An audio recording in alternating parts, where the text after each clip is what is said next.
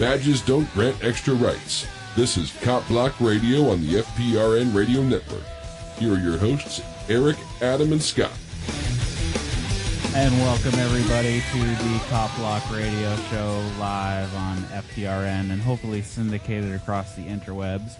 Today is July 17th, 2013. I'm your host, Adam. I'm not Adam. I don't know why I said that. I'm your host, Eric, and tonight I have Adam and Scott with me. How you guys doing? We're getting there, man. We're getting there. So tonight we have a fun show. We have at 10 o'clock, which is basically our second half hour, we have Ben Swan with us for hopefully an entire hour, which will be really awesome. Yeah, I'm super excited about that. I know. Adam was like freaking out. I'm not going to throw you under the bus or anything, but I mean that's awesome. I can't believe that we got somebody on this show. Not that it's not an awesome show, but somebody of such a high caliber, man. Ben Swan rocks. It was great because it was actually they contacted CopBlock, so we actually weren't the ones reaching out this time. So that's awesome. For the first time ever. Apparently people are hearing about us. So yeah, I like to think so. Have you heard him on? He's been pretty much making the rounds on all types of shows all over the place. I don't know if you guys have heard him anywhere else. I have. That's just a few places. He's been hopping around on all the small radio shows of what I've noticed, and actually one of the most recent ones he was on, I've actually contacted to try to get them on our show. Who's that? I'm trying to get Storm Clouds Gathering on our show. Look at you, big spender. That's right. So if anybody that listens to the show knows him, give a little shout out to him so that you can help get him on here. All right, so you guys just kind of want to jump into it tonight, and we'll see what we can come up with. Yeah, I'm just gonna have to shoot from the hip because I'm not saying I'm in uncharted territory, but we're definitely in uncharted territory. All right, so over the past few weeks, we've talked quite a lot with cops being total pussies and shooting dogs because they can't seem to handle a dog, and Adam posted this, and this is a prime example on why cops shouldn't be shooting dogs in the first place. And this is a story where a cop shot a dog and hit his partner with a ricochet. That's a tragic. Yeah, it is. You got the officer showed up on the scene or whatnot, and the one officer starts trying to shoot at this dog and misses multiple times, and one of the bullets ricochets off the ground and hits his partner. And I'm like, well, it's almost, in my opinion, it's almost like karma. Well, that's like what happened up in New York City whenever they had that one guy who killed one person, and I think 2 cops showed up, and it was, and now you're in a gunfight, and 9 people got injured by the police. Yeah. Saying. Not by the bad guy, the police. The Empire State Building exactly. shooting. Yeah. 9 bystanders were all hit by the cops. Yeah. Keep up the good work. So this is kind of a prime, like all these stories where dogs have been getting shot, they've all taken place in residential areas where a bystander could easily get hit. And this story illustrates right there that it does happen. I don't know if you've seen a few years ago where the cops were shooting at a dog. They shot like 29 rounds and hit cars and houses while they were trying to do it. Well, that sounds like, was it Christopher Dorner whenever they were shooting? Apparently once you pull the trigger once, you have to unload your mag. Yeah, there was a quote from the shooting in Hawthorne, California. Was it California? And they asked, well, why did he have to fire 4 shots? And he's like, well, we're trained to always shoot multiple shots and not just one. So apparently they can't get the job done with just one shot. It does sound like an episode of Reno 911.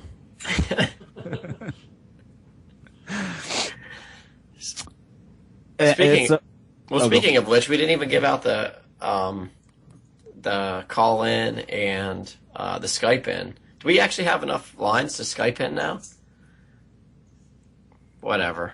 So if you want to call in, it's 567-314-9296. The passcode is 1234, and then the pound sign will get you in.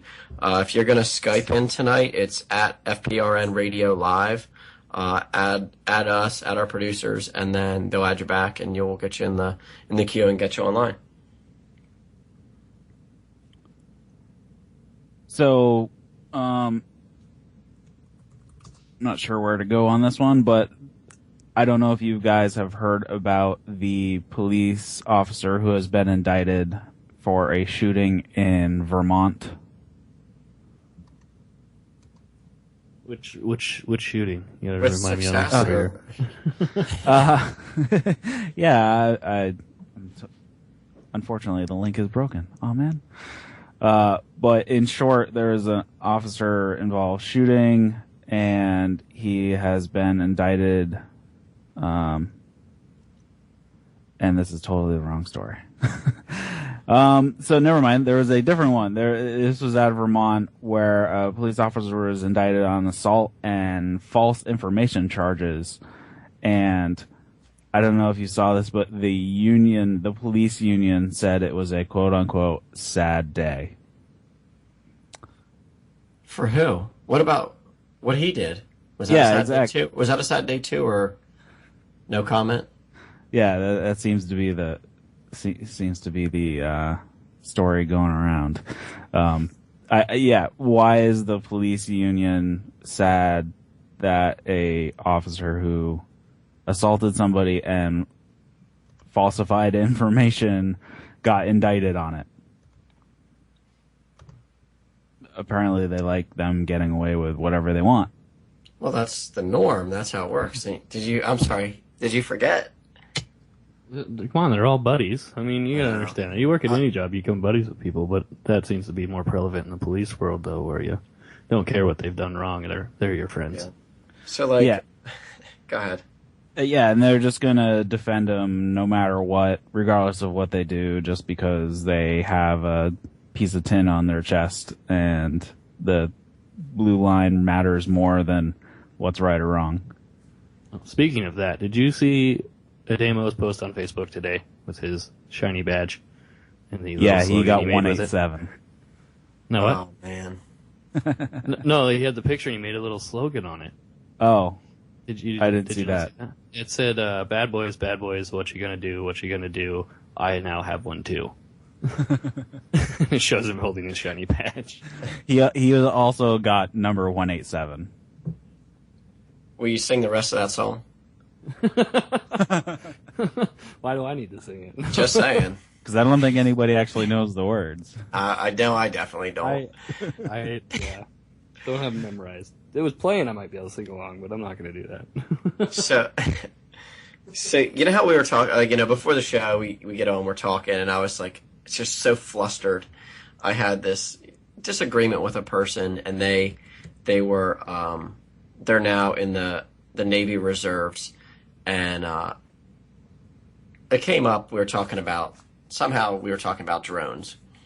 And this person, proceeded to talk to me about what they did and what their part was. They were stationed out in San Diego for like 3 years.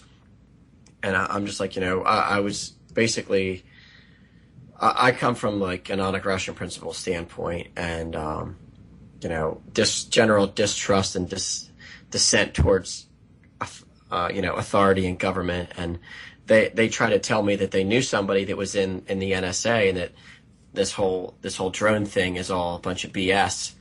And there's only a handful of drones because they cost $1 billion.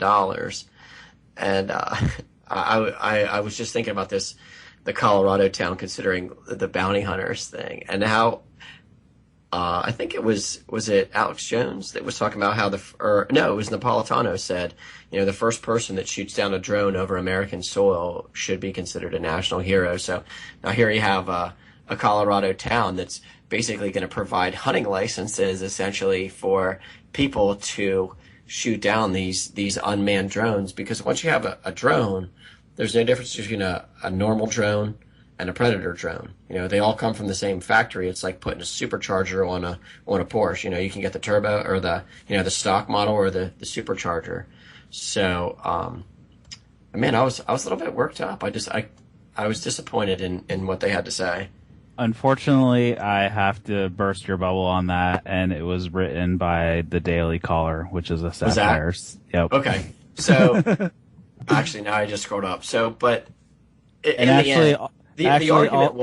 argument wasn't about that. The argument was about the fact that there was drones over American soil, and they were trying to say that there weren't that many drones.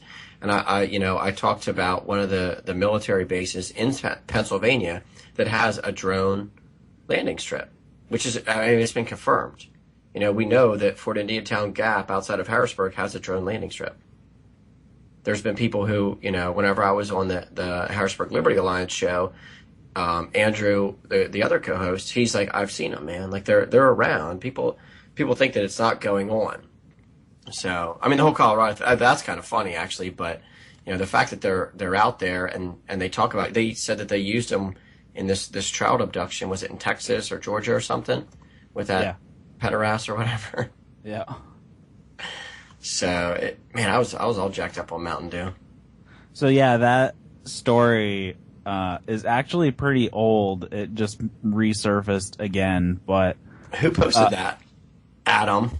Yeah, that was Adam. It seemed to originally hit back in early 2012, but Adam wasn't the only one duped by it, because apparently MSNBC actually ran it as well, not realizing that it was from the Daily Caller, which is a satire website. Well, I saw that today. I seen it posted up on multiple places today, so obviously it's making its rounds again. Well, that's like, did you see whenever Snowden first came out and said he was in Hong Kong, there was a thing, and it was an article, I think it was on the Daily Caller, and it was with John McCain, and he was talking about bombing Hong Kong, like we need to go and bomb Hong Kong, and like it's tragic because people believe it. Because I could hear those words coming out of him or Lindsey Graham. I could hear those words coming out of their mouth, and it was kind of like, you know, whenever the Onion said something 5 years ago, now it's coming true. It's the same thing, but now it's believable. I know, that's what makes satire these days so good, because all the stuff that they're saying, you could believe that they actually did say. Like, since Zimmerman was acquitted last week, I have seen so many articles pop up and people getting all mad, and it's like, I'm looking at the source, I'm like, dude, that's satire. It's not real. So yeah, it's there's so many sites now. The Onion used to be kind of the only game in town, but now there's so many of them, it's hard to keep track of them. So if you think something's just a little off, Google the source and type satire, and you'll probably find out that, oh, wait a minute, they're trying to dupe us. It would still be cool, though. Exactly. That's the whole thing. This story wouldn't surprise me that, you know, somebody would authorize shooting down things in their airspace. I'd do it. Hey, man, I'm telling you, you're a hero if you get rid of those things. Yeah, and to your the conversation you had with drones costing $1 billion, surveillance drones definitely aren't going to cost $1 billion, depending on the type of range you're looking at. I mean, if it's a local, they're probably not that expensive. So I think that argument is a little unrealistic to say. Well, I mean, this is, you know, you're coming into a conversation with someone who's been just programmed to think that everything that the government says and does is, you know, as good as the Bible in church. You know, they're not trained, or they're not in the mindset where they're questioning things. You know, they're taught not to question. They're taught to blindly just follow orders, and that's essentially what this person was doing. It was, you know, it was sad. And I just talked about, you know, look, you know, there's innocent people on the other side of that button that you push. It happens, you know, and it actually happens more often with an unmanned drone than it does with an actual, F-16. So how can you take away the humanity and push a button and kill somebody? Yeah, back to being expensive. I can go to Brookstone and get one for $100. I don't know if you've seen those. The remote controlled ones. Yeah, there was a video that I saw, and it was I don't know if it was, who was it? Somebody just had their own. Was it CopWatch? They had their own drone. They were like flying it around. The first voyage, it actually crashed into a tree. I don't know about that one. I know CopWatch had a video of a drone being spotted, but then they traced the source while it was coming down, and it was just somebody flying it in their backyard. But it was pretty high, and it looked pretty pretty suspicious. You know who it was? It was the Panic Hour, NAPO, and they were at a rally or something like that, and it was actually at a Smoketown. Was it a Smoketown? But they had a drone. They were flying it around the park, and this guy was talking about how great it was. It was a small, inexpensive drone, and he was controlling it with a regular remote that you would use for a model airplane or whatever. And the guy flew it into a tree and wrecked it. I know Kokesh always wants to. He's like, I want drones. I want the burrito bomber and the taco copter or whatever. Dropping off joints. That would be awesome for delivery if you just fly the stuff there. Delivery 6-packs and joints, man. I mean, that's America. That's right. We've gotten so far off topic. Yeah, that's all right. So what's the terroristic word of the day? What's that, drone? Predator drone? Should be ground-to-air missiles.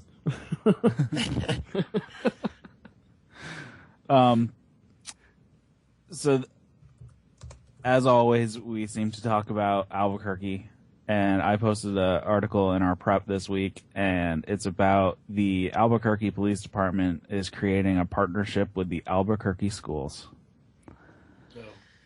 Oh, no.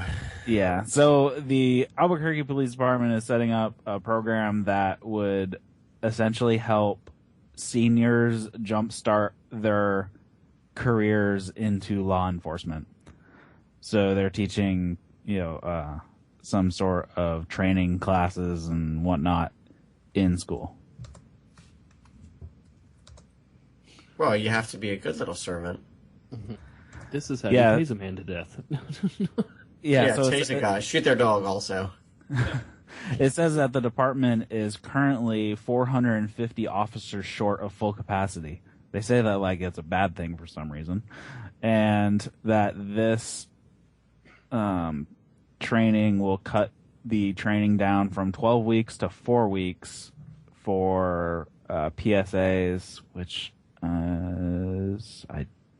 they didn't actually write down what PSA actually stood for. Wow, they completely cut out the Constitution part. Public service aides. Public service aides? Yeah, so I guess public service aides go around and help police officers with like administrative crap. So if they go to a scene of like a car accident or something, it's not like anything criminal's gonna go down. They just need to fill out all the paperwork and all that jazz. Oh, so pass off the work onto somebody else. Yeah. They have to do they pass off the paperwork so they can go and write more tickets. That's right. Wouldn't want to make him do his actual job. Yeah. Make it so somebody else can do his job for him. So who would actually go to court then? If you fight it, which any, upstanding good citizen would. Yeah, I assume it would be, how do you fight what? If you got your ticket, your bill from the government for hurting nobody. I'm guessing that's all going to be done by the officer. I think these is just to fill out the rest of the paperwork and all that jazz. It says that they hope to basically position these PSAs and use it as a recruiting tool to move them into the full-on police officer role. It says that in order to become a PSA, they must have a valid driver's license, be 18 years of age, have a high school diploma or GED, no misdemeanor violations in 3 years, no illegal drug use within the last within the last 6 months. That's it. That's their cutoff. So, oh, that's interesting. And no domestic violence convictions, DUIs, or felonies on their record. So apparently they're pretty lax on the drug use. But what about the war on drugs? I know. Yeah, exactly. Well, as long as you stopped 6 months ago, you're good to go to work for the police department. No, as long as you can pass a drug test. Yeah, and then after you pass the drug Or they test, can you can just approve go 6 right months. back to doing coke off your... Blow off a hook. Off your blow light off bar a on top of hooker's your chest. Kept it clean. I was going to say off of your commanding officer's ass, but whatever. Off of your Off the badge. back of your shiny Off of your badge. shiny badge. The scary thing is, I've talked to people who are educators who have talked to a guy who has his doctorate. He's a professor at a college, and he told me, he goes, I've never, ever had to take a drug test. Ever. And they worry about people with guns who've, never heard of, and you can have a gun on campus, but apparently you can, do blow off your graduate assistant's chest on campus. Yeah, I know. I know a lot of people who work in, corporate America or whatever, and they get a drug test going into the job, and they always say that there are random drug tests, yet nobody gets randomly drug tested. I can tell you that there are people who do. It happens. I'll It's vouch for rare. myself on that. Yeah, I'm sure there are some, but I'm surprised at how not often it happens. So I guess that's kind of a good thing. But I've worked quite a few jobs where they the said they empty were random, threat and- is always funny, though. Yeah. Yeah. Idle threats.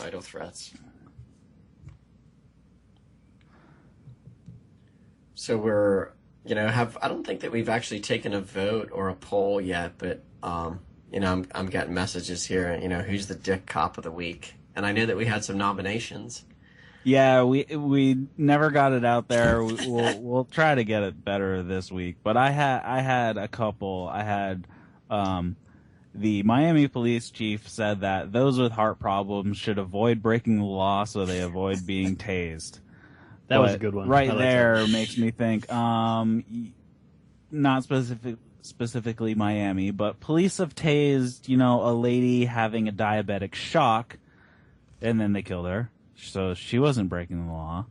And there's so many other times where innocent people get tased for no reason and die. So that's the one dick of the week was the Miami police chief.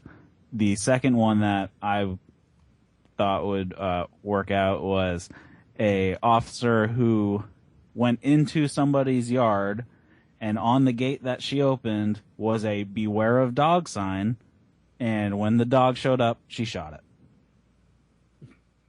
So I guess that's the bitch of the week. And Yeah, the dumbass of the week was, the police officer accidentally wounded by his partner. So, either way, that's kind of like a double whammy. Like, one guy's dumb enough to shoot at his partner, and the other guy's dumb enough to stand there and watch his partner point a gun in his direction.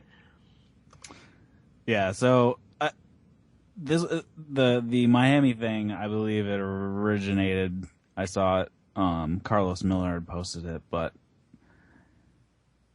we seem to talk about it a lot. That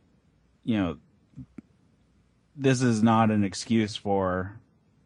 This is not a justification for using the taser, because a lot of people who get tased are not breaking the law or are undeserving of being tased or anything like that. It's kind of ridiculous that the Miami police chief would make such a ridiculous statement.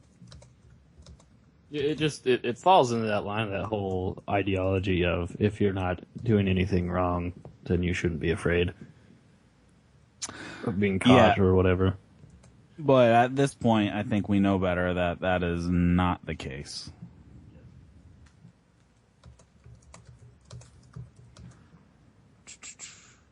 So what else we got? So this popped up today that police across the country are keeping record of all the license plate scanning data that they collect from fixed locations and on cars or on like police vehicles and whatnot. And the ACLU is completely up in arms about this for obvious reasons. In one of the departments in this article is the Portland, Oregon Police Department, who says that they keep data anywhere from between 30 days and 40 years. So that's a pretty large gap, and it's quite the gray area. Yeah.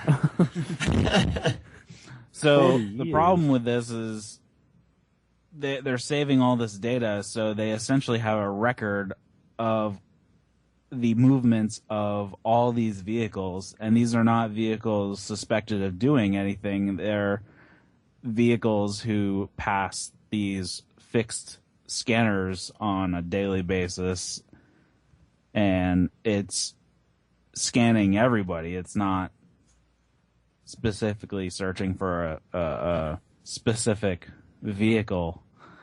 Would be hard and criminal. So, we kind of, I'm not sure if did we talk about this last week, or we just like, talking amongst ourselves. There was an event near my home, and they had, I obviously watch where I drive. Police kind of have patterns too, and you learn where they sit. So I'm driving down the road the one day, and there was a police car, and it appeared to have somebody pulled off.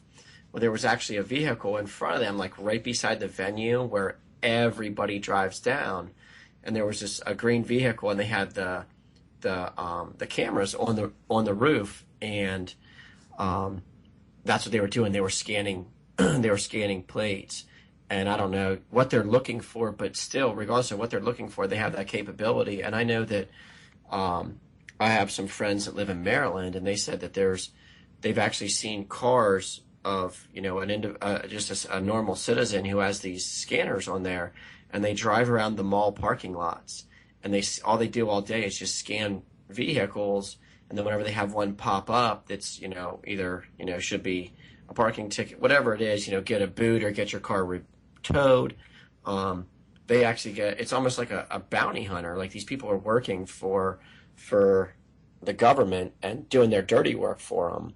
And they're getting paid for it. Yeah, Maryland, more money. Maryland is specifically called out in this article as being huge. It says between January and May of last year, they read 29 million plates. And of that amount, about 60,000 of them, roughly 1 in 500 plates, were quote-unquote suspicious. And the number one crime was a suspended license, a suspended or revoked registration, or a violation in the state's emission inspection program. And that accounted for 97% of that 60,000 alerts. That's it. 3% of the 60,000 were for something other than registration issues. I don't think I'll ever go to Maryland again. Yeah, no kidding. I'm glad that I'm in New Hampshire now, and it is illegal for the cops to use license plate scanners or traffic cameras. Well, yeah, they use a bragger. Yeah, well, there was red light cameras, no red light cameras, traffic cameras, or license plate scanners. So it's illegal. So we got to go to break. After the break, we will have Ben Swan on, and that should be a good conversation. Hopefully we'll have him for the whole hour. You're listening to the Cop Block Radio Show on FPRN.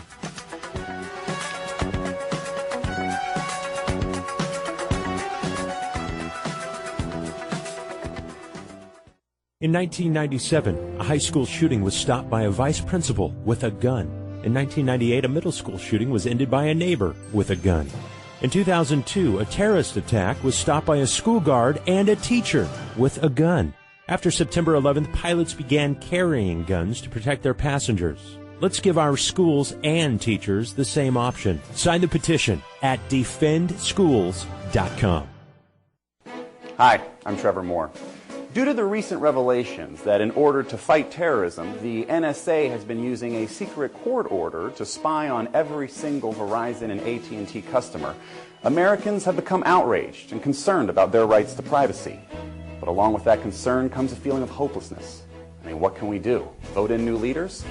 Well, the problem is that during an election, each candidate pretends to not be an asshole.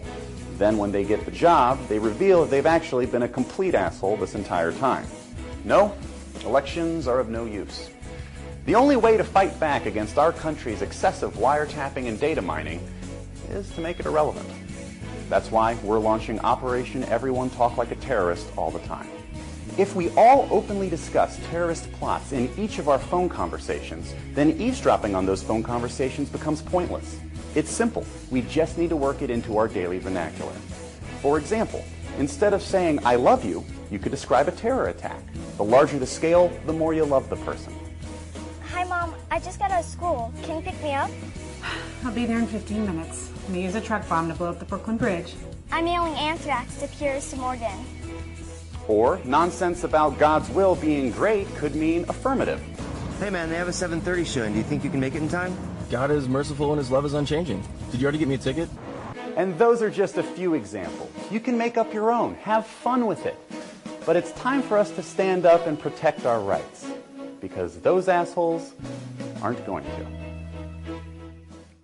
Nothing is more American than Diamond Gusset jeans. 100% American made since 1987. Soft and broken in from the start, yet more rugged and durable than any jean you've ever worn. Have you ever experienced missized jeans from China? Well, you won't with Diamond Gusset. Every pair is crafted to fit exactly the same and always feel like they were custom made.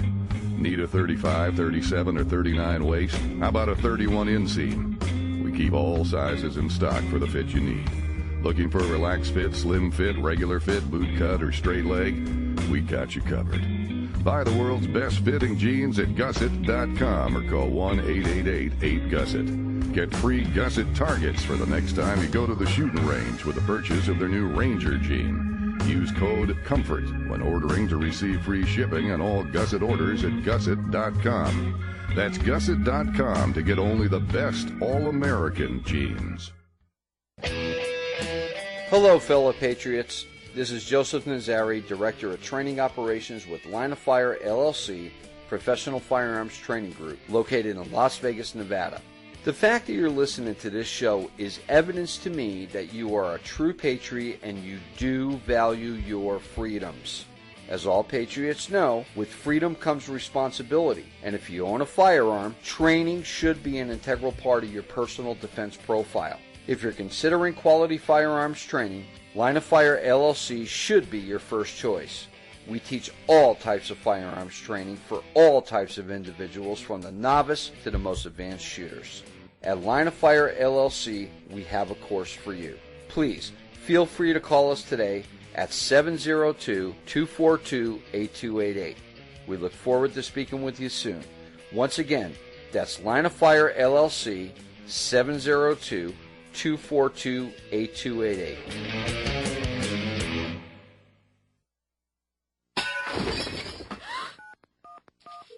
You have reached the 911 emergency service. All operators are busy. Oh God, please help me. He's got a knife. You have reached the 911 emergency service. All operators are busy. Please stay on the line for the next available emergency operator. You have reached the 911 emergency service. All operators are busy. Please stay on. 911 operator, what's your emergency, please? Hello? Hello? Hello? Last year in the United States, thousands and thousands of 911 calls went unanswered. And if you call from a cell phone, there's no way to pinpoint where you are. Yet politicians like Dianne Feinstein call for more gun control. We have one question. Why do these politicians have armed bodyguards? Can't they just call 911? Thanks for listening to FPRN. Don't forget to check us out on Facebook and Twitter. You can listen live at www.fprnradio.com.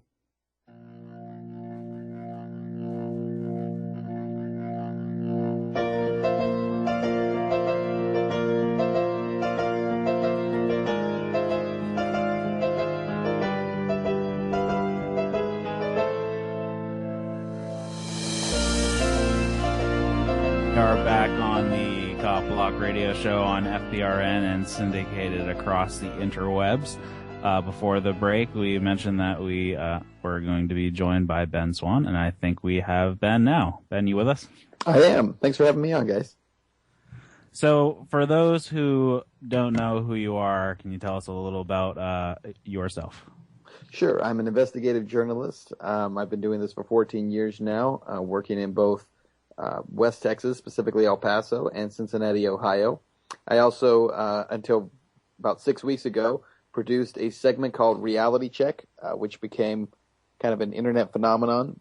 It's been viewed in over 140 countries, 10 million times, and really became known for speaking truth to power, holding politicians accountable, and standing up for rule of law and the Constitution. So it was become a very popular segment of the idea that media is supposed to be doing that stuff, but really isn't doing it anymore. And so since then, I've gone independent now, and I'm working on a couple projects, and hopefully we'll be talking about that stuff tonight. Cool. Yeah, you are was the first journalist to confront President Obama about the quote-unquote kill list. That's right. It was a year ago. He was in Ohio for the 2012 election, and I was given a one-on-one interview with the president to talk about, I think in their minds we were going to talk about, Ohio issues and the auto industry and so on and so forth. But since I had the opportunity, I wanted to talk about things I thought were much more important than that had gone largely ignored by national media, specifically the constitutionality of having a kill list, not just for this president, but for any president, to be able to have that, the NDAA, an indefinite detention of Americans. We talked about Al-Qaeda in Iraq and Afghanistan, but specifically why the U.S. is funding them now in Syria.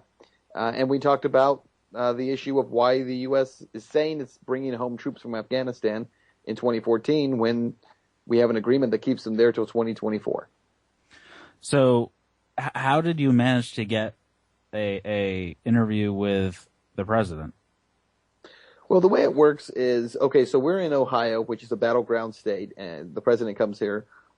Obviously, no matter who it is, they're coming here a lot during the presidential campaign. And in 2012, President Obama came, I think, a record number of times. Governor Mitt Romney was here a lot. Paul Ryan was here. So we saw just kind of a huge kind of circus of politicians and surrogates coming through the state.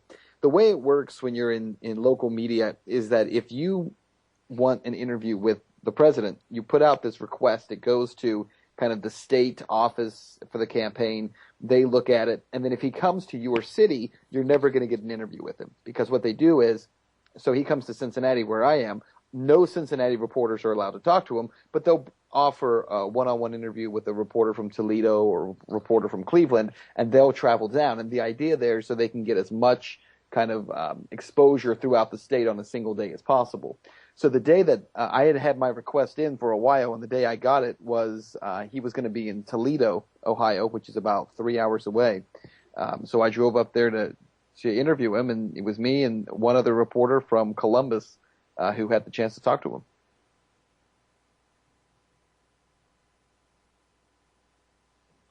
I think Scott might have muted his microphone. Are you there? So what do you have going on now that you said you're kind of striking out on your own at this point?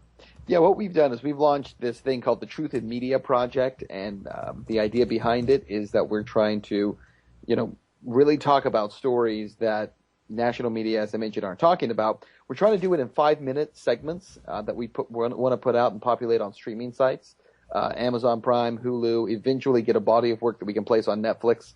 But the idea is to kind of reach people with this idea of believing that, once again, as Americans, we do have individual liberty, and we do have the right to, life, liberty, and the pursuit of happiness. And that does not mean having to live in a police state. It does not mean having NSA listening to all of your phone calls and reading all of your emails. It does not mean that, every single person who gets behind the wheel of their car needs to have, as you guys were just talking about, their license plate scanned, red light cameras everywhere monitoring everything you do, but that we are supposed to be free individuals in a free society. And that's what we're trying to kind of wake people up to.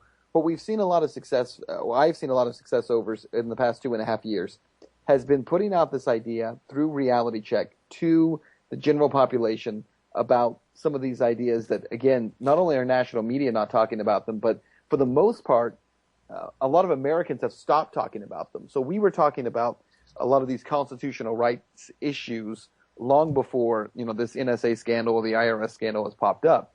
I'm grateful those scandals have popped up because it's kind of reinvigorated the conversation.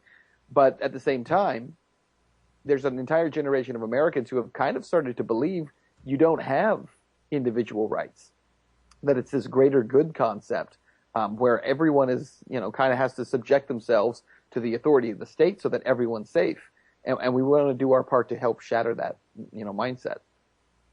Yeah. So, Ben, we've obviously been, trying to do our homework, and you've been, blowing up the scene and promoting yourself and promoting what you're doing. And you kind of played into, I actually have a clip from whenever you were on Freedom Fiends. If the producers want to cue that up, it's probably one of the coolest things that I've heard any journalist say in recent memory. Republic that viewed the individual as a sovereign, and that the individual's sovereign rights even supersede the greater good concept. And that's one thing that we're really battling against in our current culture, is because we have this greater good concept that says, well, listen, you don't really need your rights if it makes me uncomfortable. And so as long as we can all be comfortable with you losing your rights, then you lose them.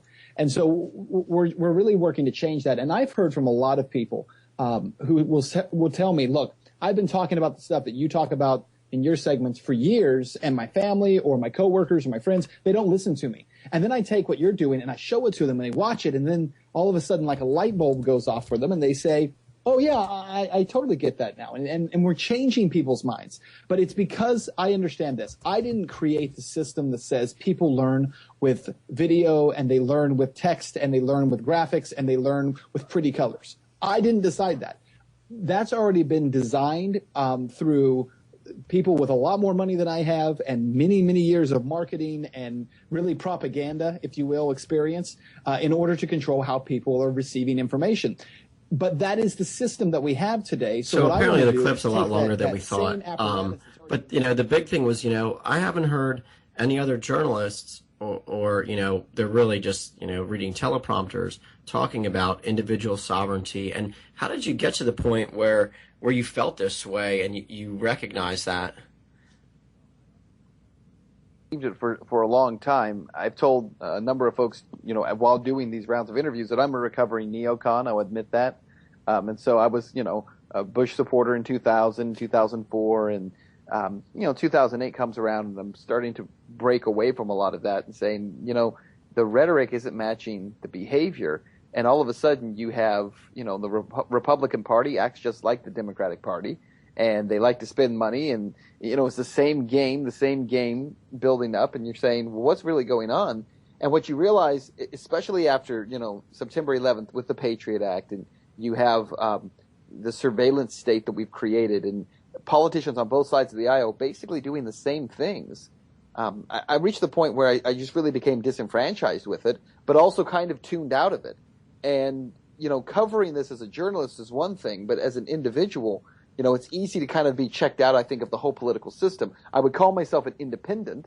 That's what I became because I didn't know what else to call myself. And then when I really got introduced to the whole Ron Paul concept and his line of thinking and this liberty thought process that says, hey, the individual really has rights and we need to look at that. And I started reading more on the founders and the framers and kind of what their ideology was and their actions were, and realized that, what they really structured, the founders and framers weren't interested in creating a society that was a greater good society. It was a society that put individual liberty above everything else. And I think when you go back and start to look at the framework of the Constitution and the framework of what was put together, it really was this idea that your rights to bear arms, your rights to speech, your rights to freedom in the press, your rights to due process, all of it supersedes the greater good.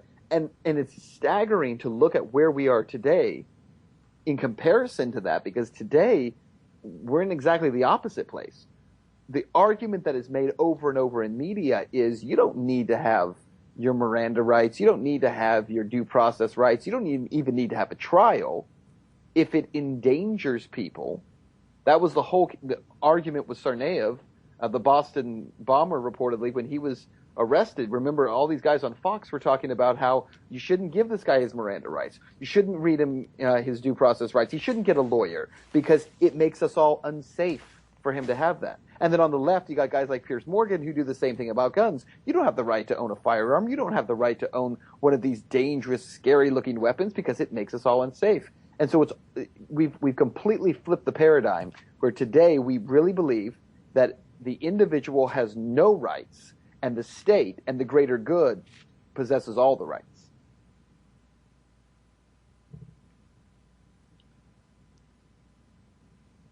So, sorry, I'm like constantly muting myself here, but okay. There's a long pause. Just, I was like, yeah, you're like, wait a minute. There was that awkward pause, and now everybody's like, oh, what should I do? But there's so many people out there today, and one thing is, we're trying our best to get as big of a following as we can because, we tune into your website, and we're looking at benswan.com, and the other thing is, you have a Kickstarter campaign, and I think that Kickstarter is probably one of the coolest websites out there and it's not even tapped in yet by the Liberty community. You're really the first person, aside from some no-name t-shirt company, to start using Kickstarter for crowdfunding. So, can you talk a little bit about what you have on Kickstarter? And I'm just going to let you know that I've already backed you. So, I already put I'm not going to say 2 cents because it was more than that, but you've already got me on your side, and hopefully we can get some of our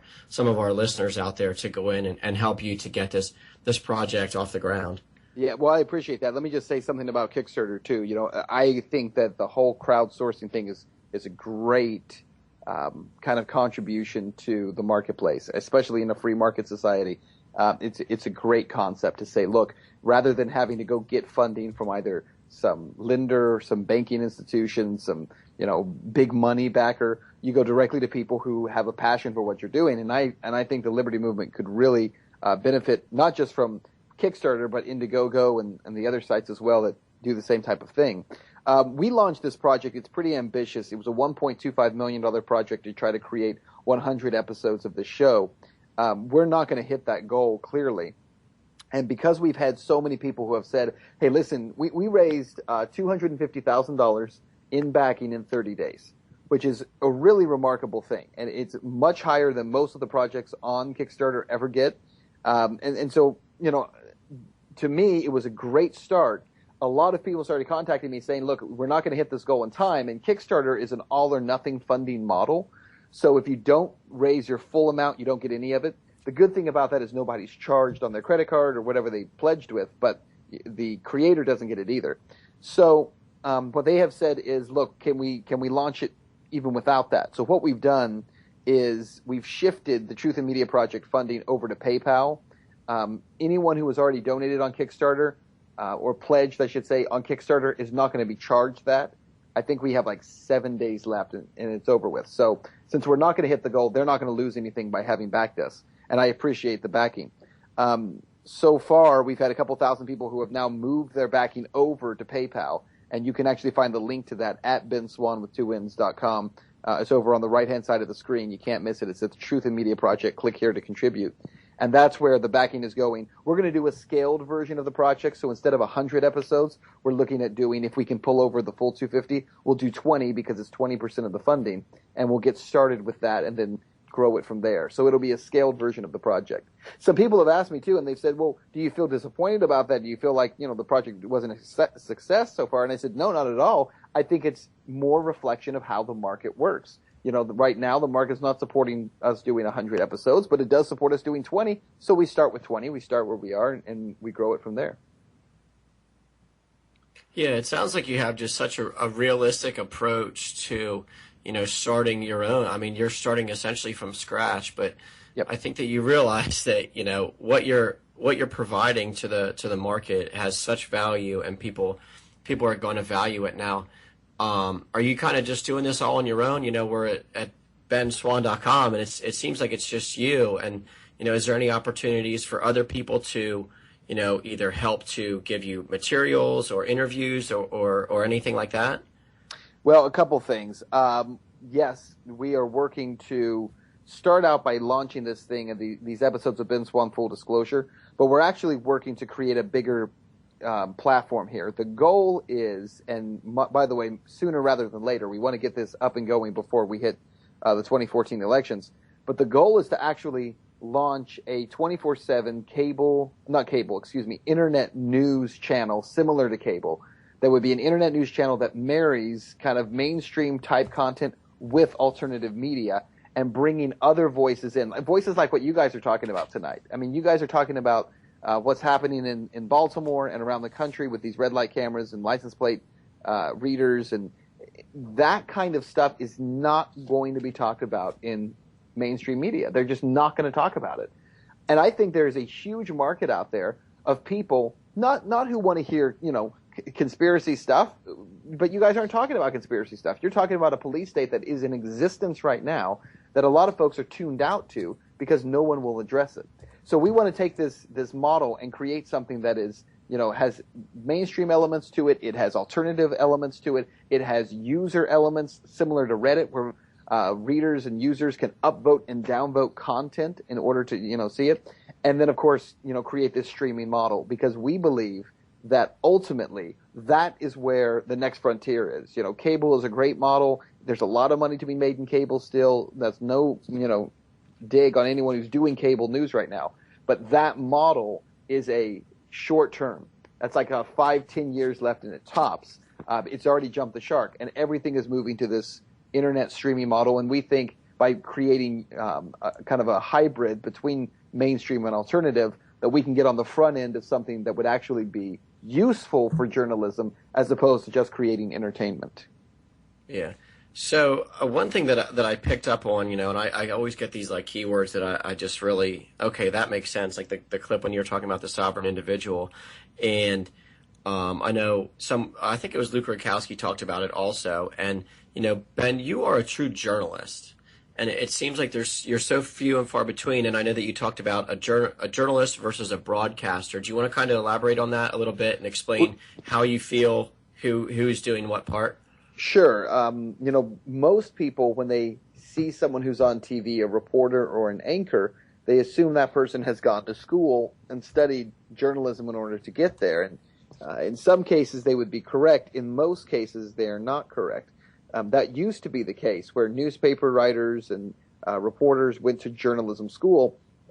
We don't do that anymore. Instead, they go to broadcasters school. And the difference between broadcasters and journalists is that a broadcaster is someone who reads, a teleprompter, learns how to shoot and edit. Let me just tell you real quick, even as I say that, I did not go to journalism school. So I'm not saying this as a snob who's like, those people didn't do what I did. I didn't do it. I have a bachelor's in liberal arts. I have a master's in history. So nothing was journalism for me. I got into the business as a news photographer. That's how I started out. So eventually transitioned over.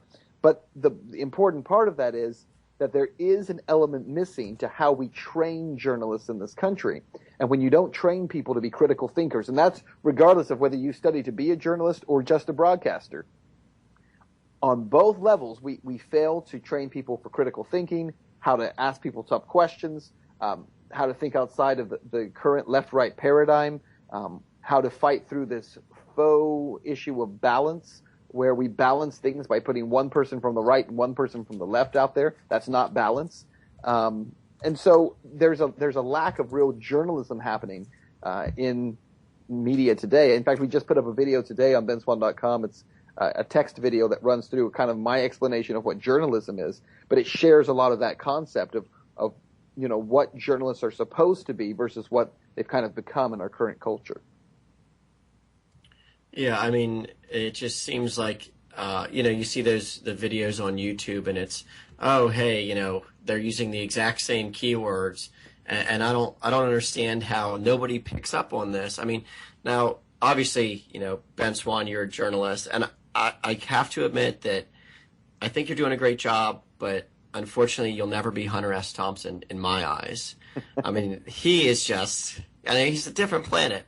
Literally on a different planet. But now another thing that I kind of picked up on was you're doing, like, I don't know if it's a tour or just different live events, and you're getting out and you're trying to spread the message through, you know, these speeches that you're giving and going out and visiting people. And I know that you have one, and I'm sure Eric's like, you know, chomping at the bit to get over to. He lives in New Hampshire. Okay. And if he goes there, I'm just gonna, you know, write him a dirty letter. But what's your intentions on this tour or these live events that people can come and check you out and see what you're all about? What's your intentions on that? Well, the live event is a little bit different than what you're gonna find on the website, because what we've tried to do is create a platform that is a 3-level platform. So it's an information platform, and that's most of what people will see, certainly through the media part of it, because it is information. It's the visual part of it. It's the teaching, the training, the coverage of news events. That's the first level of our platform. The second level, though, is an engagement, and the third is an activation, where we really want to work with grassroots voters and with communities and with organizations in order to regain a lot of these constitutional liberties that have been taken away. And so what we do with the live events is really spend some time talking about how beyond the information part of it, because I can stand up all day long and give people information, and it may be great for them, and it may even shift their thinking somewhat, but if we don't teach people what to do with it, if we leave them somewhat helpless in that, well, that's true, or that's great, or that's interesting, or that's too bad, that things used to be that way and they're not anymore. And unless we engage people and say, okay, let's show you now how to take this information and articulate it to your circle of influence, and then ultimately let's activate you so that we can make changes on the local level. And that's where I'm big, by the way, is on doing things on the local level, whether it be in city councils, county commissions, within your own mayoral office in your town. I think that's where real change happens. If we start fixing the erosion of constitutional liberty on a local level, we have a shot. But candidly, if we just focus on the White House and we focus on Congress and we focus on the Supreme Court and things that we have problems with there, and we think that we're going to save the country by finding someone who is liberty-minded and place them in the White House, we're kidding ourselves. That where the real change has to happen is on the local level, where you deal with your local police departments, your local elected officials. And by the way, that's where you have the most power. You have the ability to change things much more on a local level than you would on a national level. So if we change it on the local level, then I think we can see bigger changes come from that. And that's what we're going to be talking about in New Hampshire on the 26th. So, I mean, you're talking about on the local level now. Obviously, in New Hampshire, you know, was it live free or die? You know, they mean business in New Hampshire, and I'm sure that you've heard of the Free State Project, and I know that New Hampshire was chosen for a reason. So, do you want to kind of talk about that a little? You know, we're up against the break, but I know that you know what you're doing, and you're just like, oh, hear the music, we're good. So, you know, what's your thoughts on this, and how can you go up there and help these guys out, and what's your intentions with that? Yeah, we chose New Hampshire for a reason, as you're pointing out, and we absolutely believe in what the Free State Project is all about. We think it's a great project. We're actually going to have a number of people speaking at this event besides myself, including the president of the Free State Project. She will be speaking at this event as well. But that is precisely what we want to do, is go in and invigorate people to say, on a local level, what can you do? How can you be involved? How can you make changes? How can we learn from some of the things that are out there that people are offended by? So, for instance, Common Core. Right now, it's moved over the past couple of years through all these school districts across the country. Well, not only do you need to be aware of Common Core and even combat Common Core, but you need to learn from what progressives do in order to create the state that they're creating. Same thing with Agenda 21. We're going to talk about that as well. But there are things you can do to say, look, Agenda 21 has been implemented on a local level for a reason, and it's been very successfully implemented. But if you want to combat that, you got to do it with liberty on a local level as well. Don't think you're gonna overcome progressivism on a local level with liberty on a national level. Ben, take us out, man. Do it. Let it rip. All right. Well, listen, it doesn't sound like you're playing the Knight Rider music this time around. I was hoping for that. And make sure you check out benswan.com, 2ns.com. We'll be back. I know why. Mr. President, members of Congress, you've been making a lot of noise about taking our guns away. But you might want to review history. 1835, Gonzales, Texas territory. The authorities wanted to confiscate the big gun that protected that colony. You know what the people said?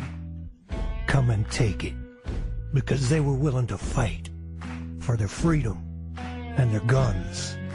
So are we. Come and take it if you want it. Come and take it if you think you can. Come and take it, but I warn you, you'll have to pry it from my cold dead hands. We want the freedom that God gave us, so you best not cross that line. If you want this gun, you gotta come through us and take it. One shot at a time. Just like Gonzales, we're keeping our guns. Well, yeah, it's getting tough out there. Yeah, no doubt. I work in home invasions, mostly. Some murder, occasional rape, if she's hot, or really bitchy. And I'm a huge advocate of gun control, absolutely. Every time I kick in a door or smash a window, I face the possibility of being shot and killed. Allowing citizens to own guns creates a hostile work environment for me and my associates. No one should have to work under those conditions. I say make them all illegal, absolutely. I mean, I break the law for a living. I'm a professional, so it doesn't really bother me. No doubt. No doubt. Your local violent criminals work hard and put their lives on the line every time they attempt to murder, rape, abduct, or assault a member of the citizenry. They desperately need your help.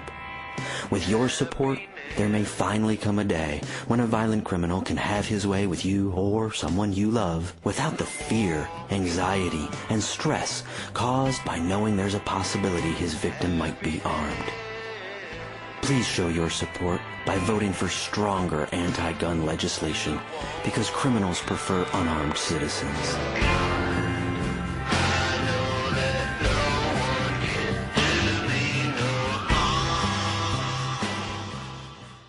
In every age, a technology is created that upends the foundations of society. The wheel, the printing press, the internet. Now, in a world sliding into financial chaos, a new technology is changing the way monetary systems work around the world. It is called Bitcoin.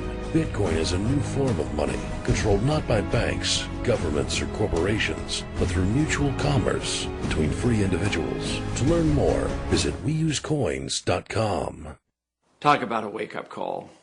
I was paying for all the doctor's visits, insurance premiums, and medical costs out of pocket. All these expenses were keeping me from living the carefree lifestyle that I wanted. Then the government told me about Obamacare. Now with Obamacare, I don't worry about my health care. I eat whatever I want, whenever I want. I get all my prescription drugs for free, and there's no more coverage gap. I no longer need to worry about pre-existing conditions. We can see any doctor whenever we want for any reason, and so can everyone else. Obamacare is not for everyone, like Congressman. If you are already healthy, do not use Obamacare, as you will see your premiums go up. If you are a sick person, do not use Obamacare, as you will see your premiums go up. Many people on Obamacare may experience longer wait times and fewer doctors, and denial of your treatment of choice. If you are faced with a healthcare situation, you may be denied treatment through government rationing. Obamacare even covers my kids up to age 26. If you experience a recession lasting more than 4 years, stop taking Obamacare and contact a travel agent to move to the Bahamas or New Zealand. And the best thing is that Obamacare is free. Obamacare is not free. Obamacare will increase the national debt by $863 billion in 10 years. Your taxes will go up $569 billion by 2019. If you see a major jump in your premiums, you should opt out of Obamacare immediately. Opting out of Obamacare is illegal and will incur major fines and penalties unless you are a union member who received a special waiver from the Obama administration. Obama is not responsible for the negative effects on the economy, your pocketbook, your freedoms, or your health. Obama solved all my problems. Obamacare. Live your carefree lifestyle. Nothing is more American than diamond gusset jeans. 100% American made since 1987. Soft and broken in from the start, yet more rugged and durable than any jean you've ever worn. Have you ever experienced missized jeans from China? Well, you won't with Diamond Gusset. Every pair is crafted to fit exactly the same and always feel like they were custom made. Need a 35, 37, or 39 waist? How about a 31 inseam? We keep all sizes in stock for the fit you need. Looking for a relaxed fit, slim fit, regular fit, boot cut, or straight leg? We got you covered. Buy the world's best fitting jeans at gusset.com or call 1-888-8GUSSET. Get free Gusset targets for the next time you go to the shooting range with the purchase of their new Ranger jean. Use code COMFORT when ordering to receive free shipping on all Gusset orders at gusset.com. That's gusset.com to get only the best all-American jeans. Thanks for listening to FPRN. Don't forget to check us out on Facebook and Twitter. You can listen live at www.fprnradio.com. High school. It was all about me. It was all about you. It was all about me. It was all about you. Tell me what you want. And we are back on the CopBlock Radio Show live on FPRN and syndicated across the interwebs. We are talking to Ben Swan, and that's Swan with two N's, not Ben with two N's, just in case anybody was confused.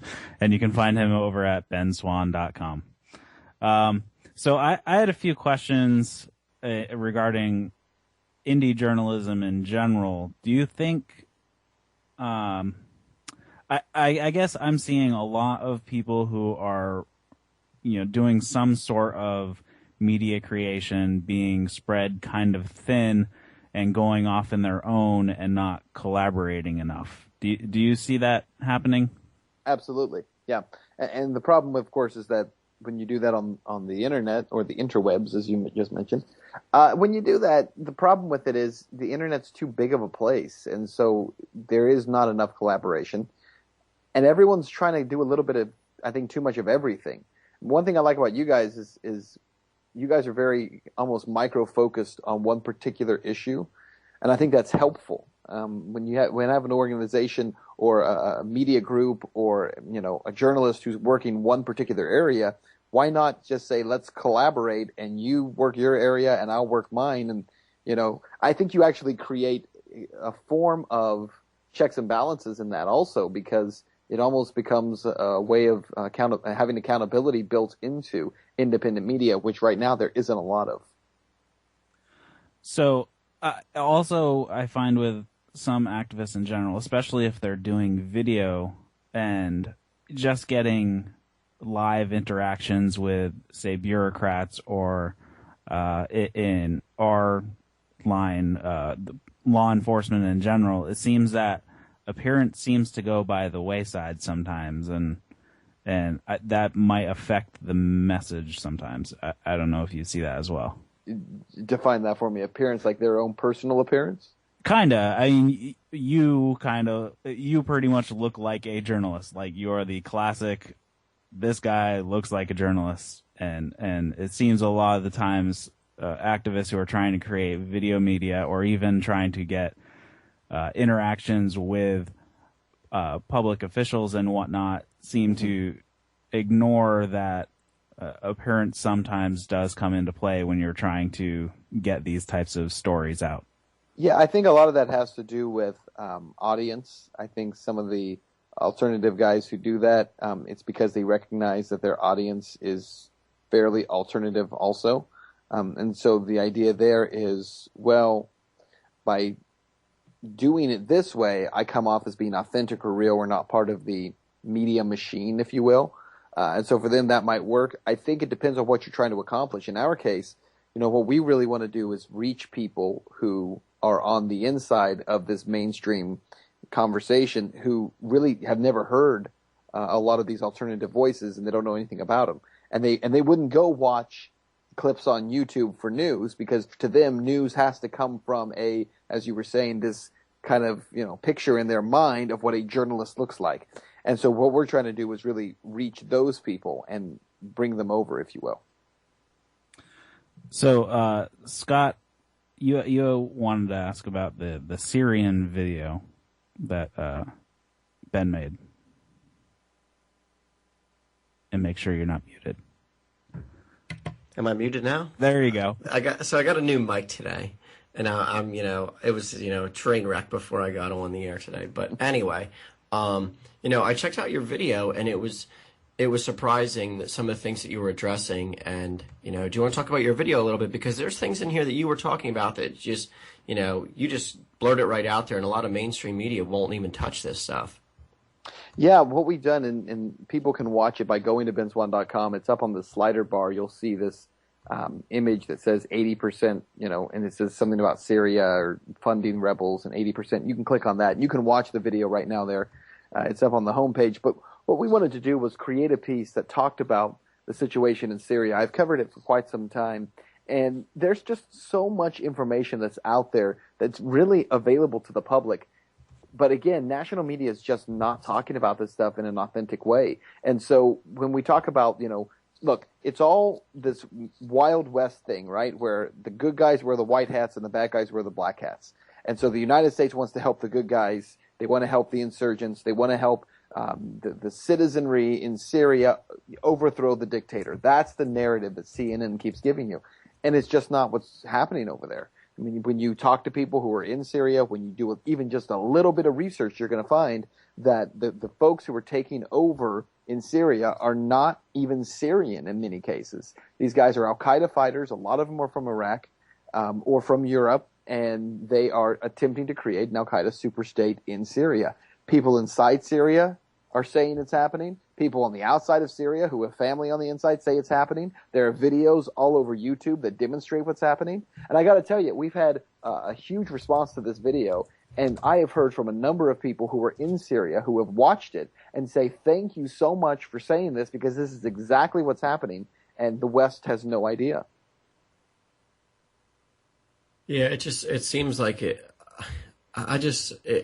It's to people, that listen to our show, or, the host or whatever, to us, it just seems like it's so blatantly obvious. But whenever you go out and you have these conversations on the street, people are just, blindsided, and it's difficult to get them to accept that, what they're being told isn't necessarily the whole truth. And, I find myself, and I don't know if you're the same way, I get really frustrated, because people, I don't know if they don't care enough or what it is.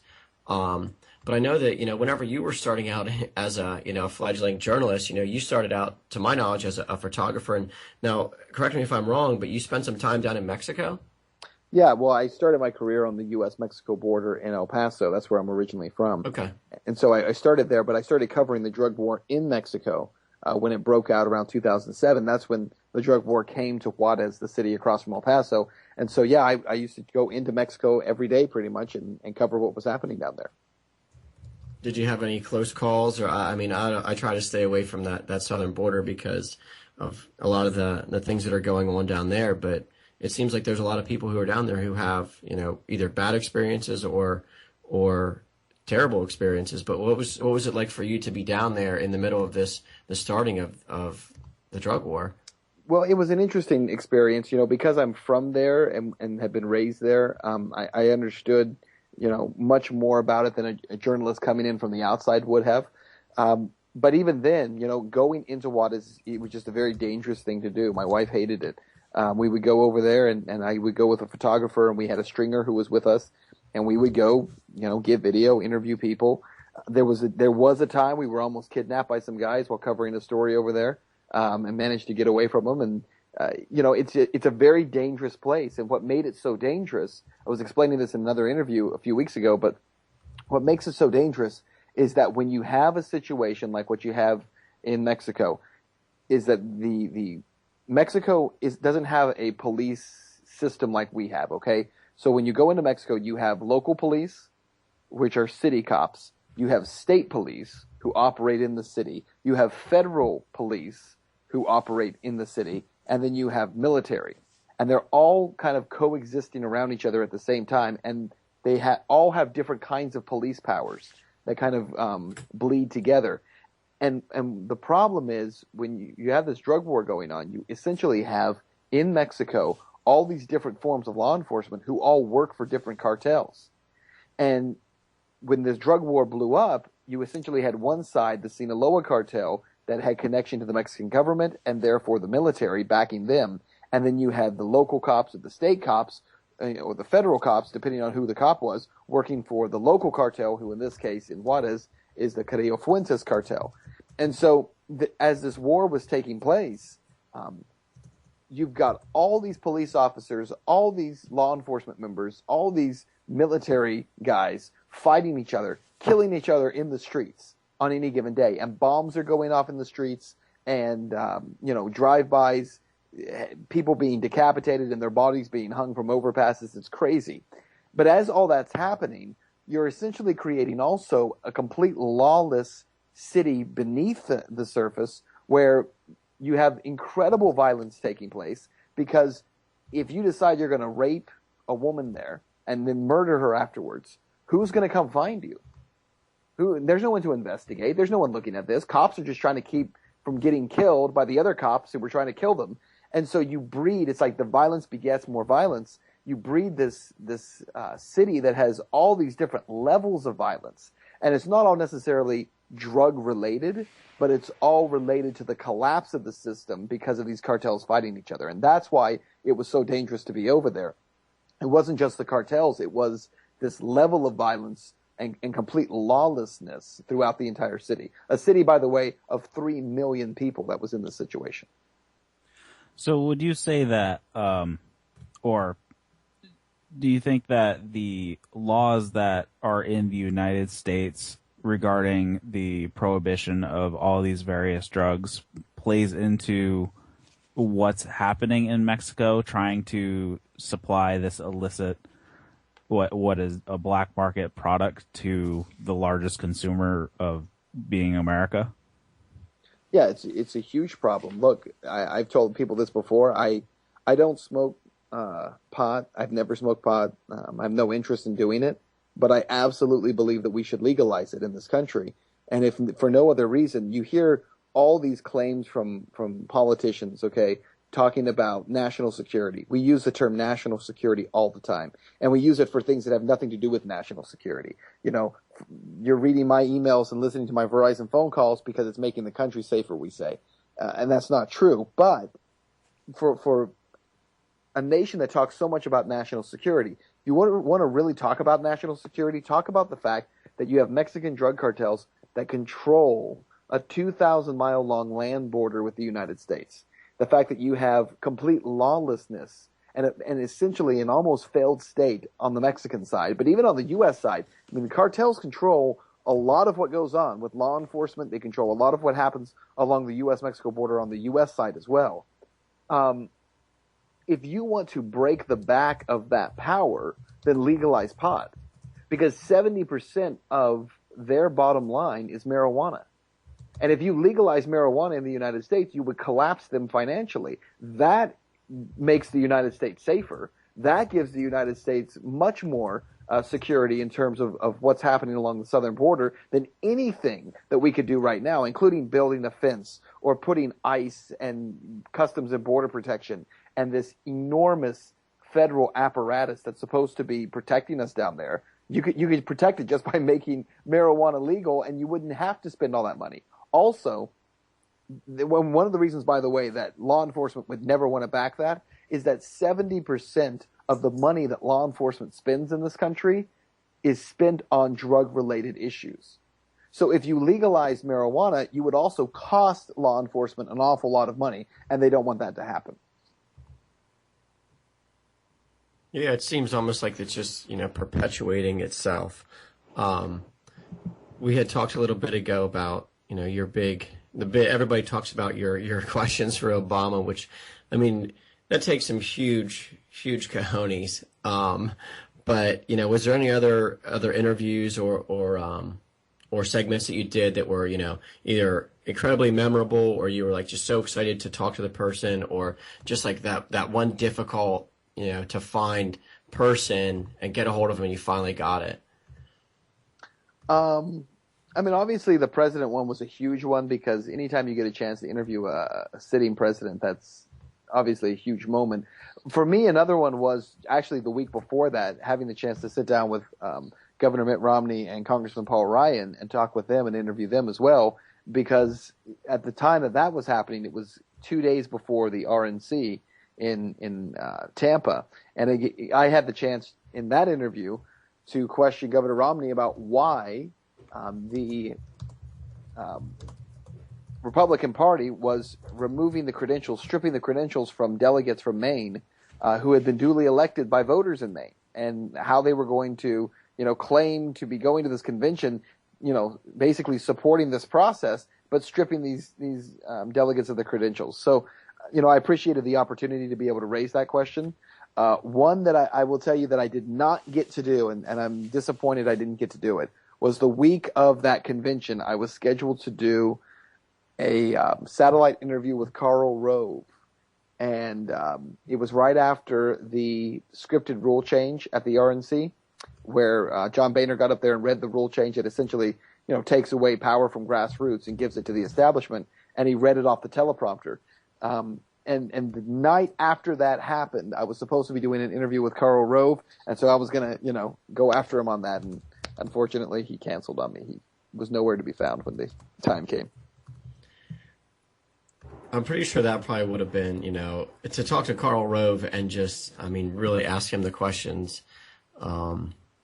I think that actually, because you know how Obama, whenever you interviewed Obama, he kind of, you could tell he was not happy with the questions, and he was, really trying to steer it back to, his own propaganda. And I don't think that, Karl Rove would have been able to do as good of a job as Obama.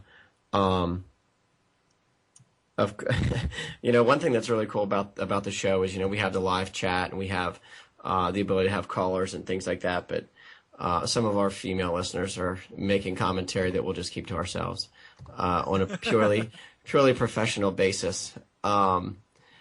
We're kind of coming up towards the end of the segment, but we want to talk about, we want you to go back and let us know all the ways that our people can help you, because obviously we fully support what you have going on, and we want to see you be successful, and we want to help. So go back through your website, and, are you on Twitter? Are you on, Instagram or whatever it is? Let us know, because we truly do want to help.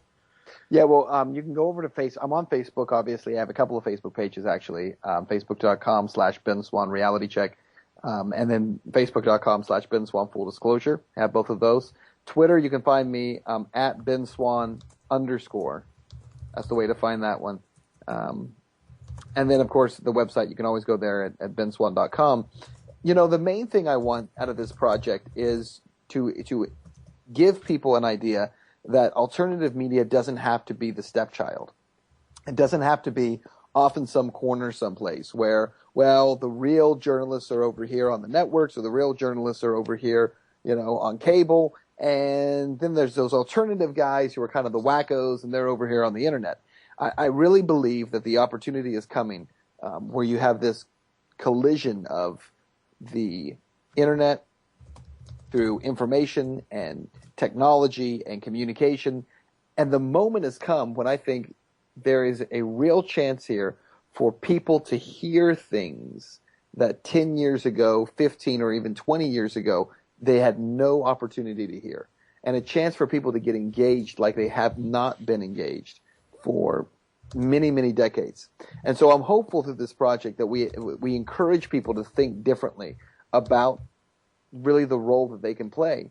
And then also to realize that, as part of social networking and kind of this whole social thing that's been built, while there's a lot that we could say that's negative about it, you could say, the NSA, they're utilizing this stuff to data mine people and gathering metadata on people. They're listening to what you're doing online. They're watching what you're doing online. Yeah, that's true. But at the same time, there's also an opportunity for people to be connected like we've never seen in human history before now. And so I just want to encourage people in that to really get engaged and get involved. Don't stay away from this stuff because you're afraid of it. Pursue it and chase after truth, and let's make these things useful to us rather than that albatross kind of hanging around our neck. So this is the CopBlock Radio Show. So what do you think is one of the most dangerous things, or I guess, things to combat in the pending police state that we seem to be heading towards?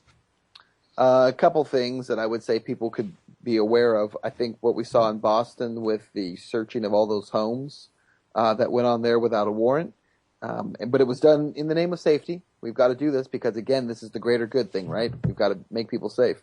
That is a huge issue. And so I think people need to be not only aware of it, but there needs to be national outrage that it happened. And that's a really tough thing to do, right? Because when you start talking about that, it's all of a sudden, well, you just side with the terrorists. You're not siding with the people who are in danger. So it has to be done in a careful way, but I think it has to be done because a lot of what we saw there it becomes a blueprint for the future. So you have to watch out for that. The other thing that I'm very concerned about is the whole policing for profit issue that's come along in the last couple of decades, and I think it's worse now than it's ever been. But this idea that we have all these municipalities around the country that allow people to be ticketed and fined, not because they're a danger to society, not because they're a danger to the community, but because it's a way of generating revenue. And so they've created all these things that are victimless crimes in order to fine you so they can pay for stuff. And the American public across the nation has kind of just sat back and allowed that to happen and has not resisted it, not fought it on any, really important level. And that's something, when I talk about local issues, that's a local issue that people need to be tackling. They need to be going after that. There's a community here near Cincinnati called Elmwood Place where this was going on, and there was one of these speed cameras that was set up, and literally millions of dollars in tickets were issued in just a few months. And it was insane. This thing was not marked. There was no readout of your speed on it. It was being calibrated by a company in Baltimore. That company would also issue not only the calibrate the cameras and collect the information, they would actually send out the court dockets. And so a judge actually filed or issued an injunction to stop that camera after a class action lawsuit was filed. But on top of that, because of the fact that the company and because the village itself kept on doing this after the judge had ordered them to stop, he's now held them in contempt, including the company in contempt, and had the camera seized by the court, which is great, because this judge was getting involved in stopping it. But one thing people need to look out for is if you track where a lot of these cameras are placed, they are placed in communities where people have low incomes, who are struggling already, but don't have the ability to fight it. So they just have to go along. And so I want to see people coming together and learning how to combat that stuff, and certainly pushing down this idea of policing for profit around the country. Now, Ben, real quick, kind of off topic of what we're on, but a big part of media here. What are your thoughts on the fact that the U.S. has now lifted the ban on domestic propaganda? Not exactly sure what you're referring to. The lifting of, I can't remember the name of it now, the Smith-Mundt Act, which bans the use of domestic propaganda in media within the United States. I wasn't aware of it. Yeah, it came out on RT the other day. I think it was yesterday, and it's been popping up slowly around. But yeah, supposedly they've lifted that ban and are going to start domestically placing propaganda news on the media. Well, that's very interesting, and I think it speaks loudly to what we're trying to accomplish here. So I'm just pulling it up as you're talking about it. Yeah, I mean, it's a great full disclosure. It's a great thing to be talking about. Right. Come on, Ben, take us out to break again. You're the man. All right. I think we got one more segment coming up here, so don't go away. And we'll take a couple of questions on your forum. Let's do it when we come back.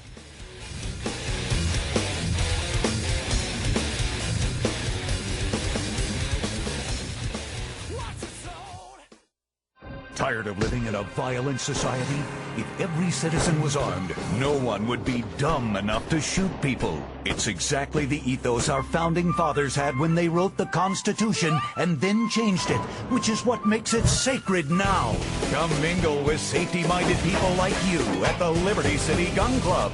Our nation is still the world leader in one thing: armaments. Nothing says excitement like a night out with a small caliber semi-automatic weapon. Get social at the Liberty City Gun Club. Well, yeah, it's getting tough out there. Yeah, no doubt. I work in home invasions, mostly. Some murder, occasional rape, if she's hot, or really bitchy. And I'm a huge advocate of gun control, absolutely. Every time I kick in a door or smash a window, I face the possibility of being shot and killed.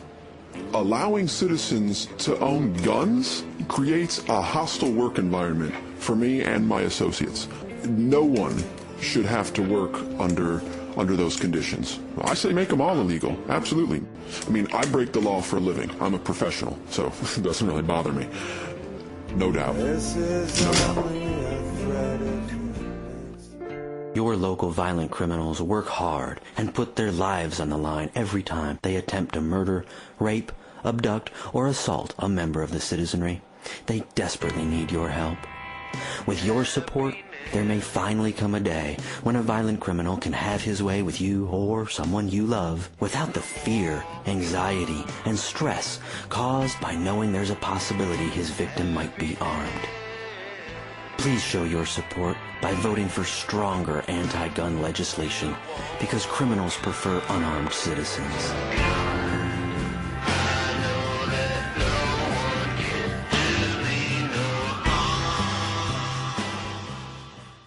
Nothing is more American than Diamond Gusset jeans. 100% American made since 1987. Soft and broken in from the start, yet more rugged and durable than any jean you've ever worn. Have you ever experienced missized jeans from China? Well, you won't with Diamond Gusset. Every pair is crafted to fit exactly the same and always feel like they were custom made. Need a 35, 37, or 39 waist? How about a 31 inseam? We keep all sizes in stock for the fit you need. Looking for a relaxed fit, slim fit, regular fit, boot cut, or straight leg? We got you covered. Buy the world's best fitting jeans at Gusset.com or call 1-888-8GUSSET. Get free Gusset targets for the next time you go to the shooting range with the purchase of their new Ranger jean. Use code COMFORT when ordering to receive free shipping on all Gusset orders at Gusset.com. That's Gusset.com to get only the best all-American jeans. Thanks for listening to FPRN. Don't forget to check us out on Facebook and Twitter. You can listen live at www.fprnradio.com. Sometimes it takes a wake-up call to put things into perspective. And welcome back to the CopBlock Radio Show on FPRN. We have with us tonight Ben Swan, and man, we should have him on more often because he just takes us into breaks like a pro. So, Ben, where are you guys going to be based out of? Right now we're based out of Cincinnati, but we're, part of the internet age means we have people all over. So we've got a couple guys who are in New Hampshire, some guys in Chicago, San Diego, Albuquerque, and Cincinnati. So we're all over the place. So one of the questions we got out of the chat is, have you ever been encouraged not to cover a specific story? I have been encouraged to stay away from certain stories, yes. And even during the 2012 primary, was encouraged to stop talking. Like, I talked a lot about delegates and what was happening with the delegate race there, and was really pushed to stop talking about that.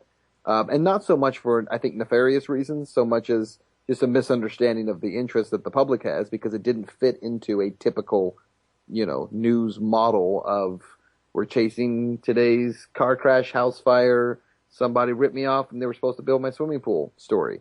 So I think mostly it was for those reasons, I think, more so than nefarious ones. So just curious how much time you have left that you can spend with us. Yeah, I'm coming up here pretty quick. Did you have a caller, though? I heard there was a caller, and I didn't want to jump off before I gave them a chance. Yeah, if we still have Anthony. I don't know if we do. Yes. There we go. This is Yes, Anthony yes, Antonello. He does a show also on FPRN. Oh, cool. Yes, I'm here. Thanks. Good show, guys. Ben, thanks for joining the network. Now, Ben, this is Anthony Antonello from Pennsylvania. I know we talked in the past. Now, if I'm not mistaken, Ben, isn't today your birthday? It is. Yes. So these guys went the whole show and didn't wish you a happy birthday. That's all right. Well, We happy had keep it birthday, low brother. key. I'm not even sure how you knew that. Right. Anthony. Well, I'm an investigative journalist. We Because he's met, in the CIA. a long time ago. Yeah, right. But no, actually, that was the question that they just asked you was what I was going to ask you, because you're in a very unique position where you worked for mainstream and now you're doing your own thing, and a lot of us, I'm an independent journalist, and a lot of people in the independent media and alternative media, we question what happens behind the scenes with the mainstream media, what they're told. I've been banned from certain stations for asking certain things. So how much pressure? I wasn't able to hear when they asked the question, but how much pressure has been put on you to either cover certain stories or not cover certain stories? Did you ever feel your job was at risk? I never felt like my job was at risk. I think two things happen. One is on a national level, and maybe at the very highest levels, there is a lot more control over what gets on the air. I think on the local levels, it's not so much that it's control as it is groupthink. I think everyone's afraid to do anything that challenges status quo or kind of what in general has already been done. And so there's just not a real interest in doing that and thinking outside of the box and challenging things. I will tell you this. I've had stories that I have done that I have had managers tell me, I wish you hadn't done that story, or I wish you would stop talking about those kinds of things. And specifically, issues when you start talking about things like Boston or Sandy Hook, it makes people uncomfortable. Those questions. So, I know you got to get going here, Ben, and we don't want to hold you up. We really appreciate you coming on and, spending some time with us, and we're going to do everything we can to promote, your website, Ben Swan with 2Ns.com. Any parting words?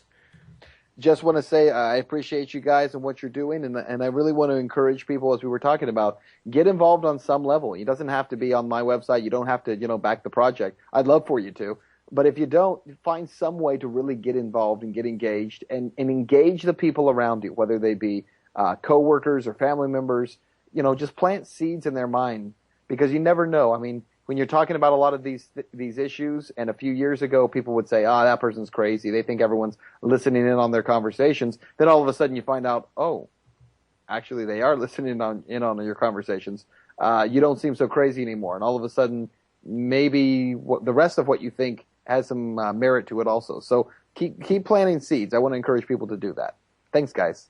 Awesome. Thank you, Ben. We really appreciate it. Take care. You too. Yeah, thanks, Ben.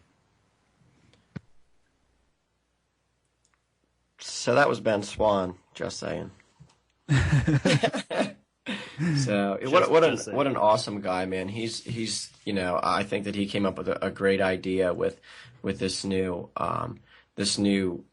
actual journalism and the website that he's running with full disclosure. Man, what a trooper, man. He's out there. He's not afraid to, obviously, whenever you have the cojones to ask the president of the United States, some knucklehead who thinks he can run the country in the right direction is apparently in the ground. But he really is not afraid to pull punches and ask the right people the right questions that aren't being asked. Yeah, and the answer that he gave to my question of whether activists should, instead of striking out on their own as individuals, try to collaborate as much as possible, because then you kind of concentrate the content in one location and it's much easier to find. And that's kind of what CopBlock has come into is, since it is a decentralized project and all that, and all these stories come in from everybody who's involved. So it's not only is it decentralized and people can do what they want in their local area, but it still ends up coming together as a collaboration, and we all leverage each other on what everyone else is doing. So it's not like we're all going it alone.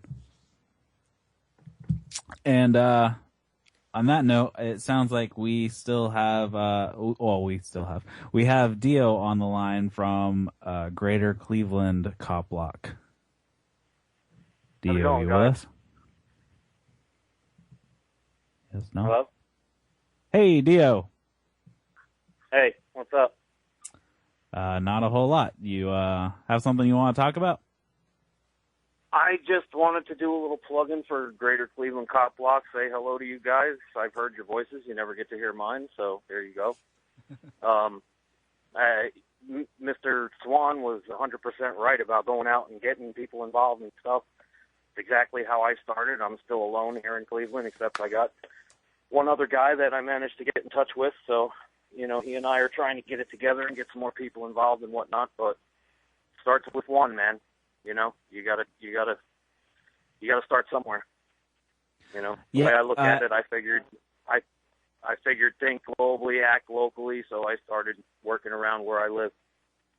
Yeah, it seems amazingly when I was in Columbus, not far from you, that you figure you're in a large city, it would be relatively easy to come across others who thought the same way. And I ran into the same problem that you ran into, that there aren't a whole lot of people. Amazingly, there's a lot of people that will be keyboard warriors, but that's about as far as they go. Yeah, not boots on the ground. It's just the people have been trained, you know. They're scared. They know that when they step out of line, what happens, you know. That's all it is, I think, you know.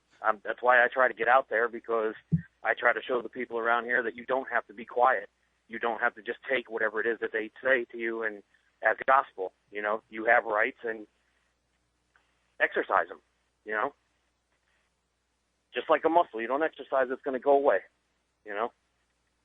Yeah, and so, it doesn't even need to be necessarily a chapter of CopBlock in the in northern Ohio. There is also the Peaceful Streets Project, and we talked to them a couple weeks ago. So I think you've done some stuff with them as well, right? Yeah, I worked with Peaceful Streets at Ohio Bike Week maybe a month ago. We just walked around and we were watching everything that was going on with the cops and stuff, and you know, they knew we were there, so they were pretty well behaved. You know, there was how did that go? They were doing it. Did anything happen during the bike week that stood out in your mind? I wasn't there that long, but I mean, it wasn't anything. Nothing went on while I was there. We did catch the tail end of an interview with the. We don't even know who it was who was doing the interview, but there was two cops in uniform. They were looking all pristine and shit, you know, and they were standing there and they were doing an interview and they were talking about how they were giving us a little more freedom with the, you know, open containers and stuff like that. And we were like, whoa, whose freedom is it for you to be giving out? You know, and as soon as we said that, they ended the interview. All right. So, well, thanks for calling in, Dio. And everybody can check out the Greater Cleveland CopBlock on Facebook, I believe, right? One more thing? Yep. Yes. One more thing I just wanted to say about when you were saying about having a decentralized organization and everything, and then, you know, everybody's still coming together as a collaboration and whatnot. I mean, you know, you and I don't see eye to eye on everything, but I still support everything you do with the CopBlock Radio and everything, you know, try to advance everything as much as we can. Skip that petty bullshit and leave it behind. Cool. All right. Thanks, Dio. I believe we have Joe Nazari on the line, and you can hear him on Saturday nights on Line of Fire. The man, the myth, the legend, Joe Nazari. I don't call in that much, guys, so I gotta get the protocol down. Hey, great show as always. I know I'm calling in the final stretch here. I wanted to get a little off topic for a second, give you a little personal thing that happened to me on Monday, 2 days ago.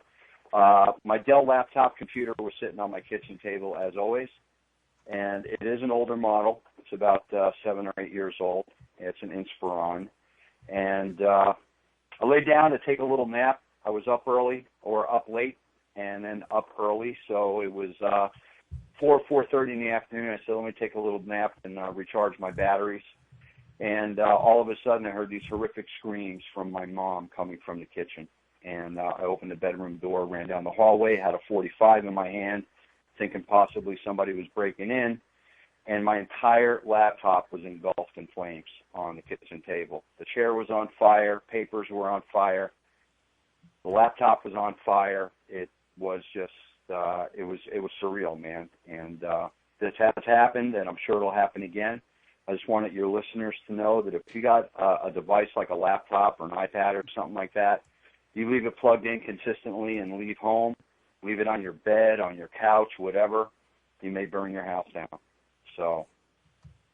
Yeah, I'm looking at the pictures right now that you put up on Facebook, Joe, and luckily you had somebody that was there that saw it, because as well as I do. I mean, I can obviously see it was sitting on a wooden table, and I'm so glad that somebody was there to catch it, and you came out armed with one thing, and you had some firepower, but I'm just glad that it turned out the way it did. So it sounds like you got everything sorted out. You got another computer. I mean, we gonna be up Saturday night or what? Oh yeah, definitely, without a doubt. I ran out Monday night and got another laptop. Unfortunately, another Dell.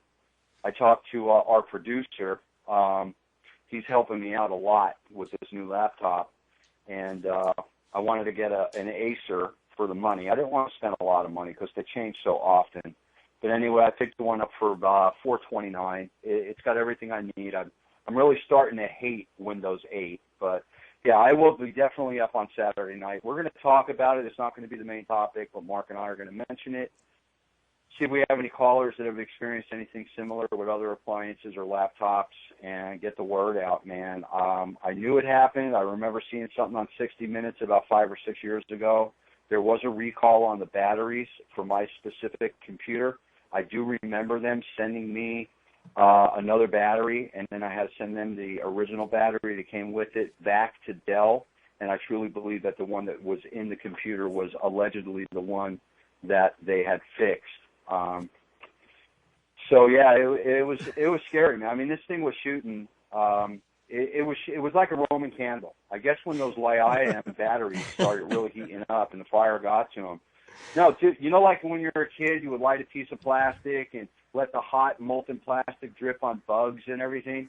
Okay, well, or start other small fires, and that's what was happening. It was hissing, and it was, and I'm like, I'm ducking this molten plastic coming out of this machine, and I know you're not supposed to pour water on an electrical fire, but I pulled the plug out of the wall. No, but there was nothing in there, so there was going to be nothing traveling up. I just grabbed a big glass, a tumbler from the kitchen sink and filled it up with water, and I had to douse it a couple of times. But I'll tell you what, man, when I picked that up, it was dripping plastic. Luckily, I have tile and not carpet or whatever, and it was just dripping molten plastic. I threw it in the sink and doused it. But those batteries were still going. 2 hours later, bro, they were still steaming on the table. Well, it's good to hear that you have re-equipped yourself and you'll be able to do the show on Friday. Adam ran across a video that I think you'll like, so he should send that over to him. He sent it to me. I think you guys will have a lot of fun on Saturday with the video that Adam showed me earlier today. Does it have to do with laptops, or is it something unrelated? No, this is something gun-related. This is on topic. Oh, okay. Yeah, well, send it over to my Facebook page, guys. Right on, man. Thanks, Joe. Thanks for calling in, brother. All right, man. I'll talk to you guys soon. Great show, and keep up the good work. Thanks, you too, dude. It's funny because, he was talking about, having a fire. Whenever people ask me why I have a loaded firearm for, for protection in my home, I actually use a fire extinguisher as kind of my counter argument. And they say, well, what do you need that for? Do you think somebody's going to come in my home or in your home? And I'm like, no, I don't think somebody's going to come in my home. The same way I don't think my house is going to catch on fire, but I have a fire extinguisher. So thankfully, I wish Joe would have had both, but we definitely know he has one covered for sure. Yeah, he had firepower, just not fire put out power. Fire retarded. I have both, so we're covered here at my place. Yeah, I don't think douchebaggery puts out fires. That's like his favorite word. I mean, I guess you could shoot it and see if it worked, but yeah, I don't know.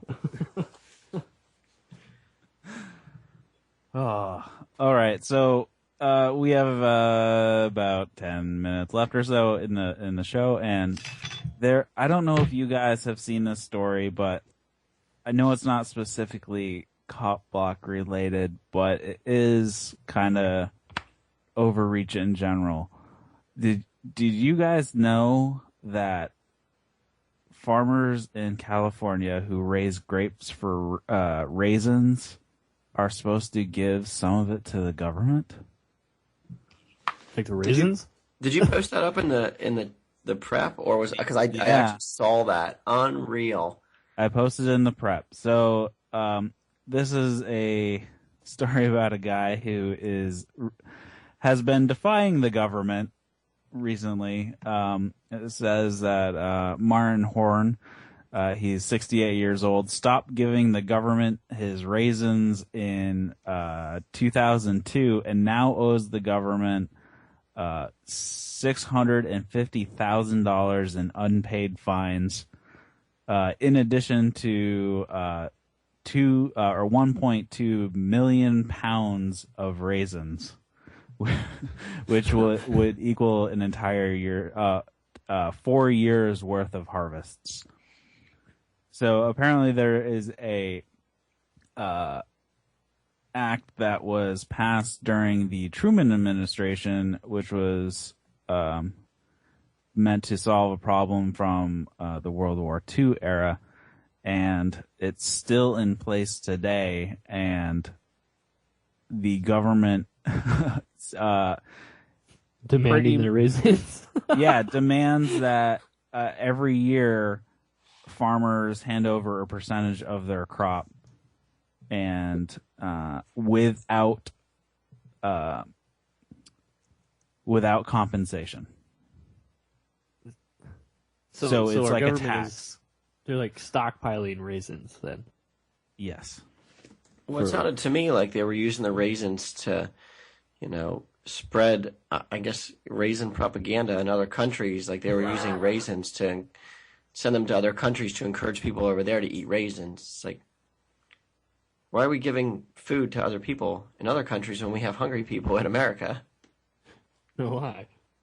I guess my logic got in the way of my government. It happens. It happens a lot. Yeah, it's one of these weird farm regulations, if you will, that artificially keeps the price up because it's taking it out of the domestic market. So it says the government can save the raisins, sell them to foreigners, throw them away, or even feed them to animals, so long as they're off the domestic market. Which sounds like one of these ploys to keep the price of raisins artificially high for some reason. Kind of like how when they paid farmers not to grow stuff in the past. Like corn subsidies and sugar tariffs? Exactly. Something possibly similar to that. Because if I drink Mountain Dew, which I don't, I drink the sugar kind because the other one sucks. But see, you're still drinking it, though. I try not to. I won't drink it. Yeah, So his lawyer is arguing that the program is unconstitutional because it violates the Fifth Amendment which is against seizure of private property, and it's because it's being taken without compensation. So he says it's basically theft, and I would say that it is indeed theft, not basically theft. Oh, yeah.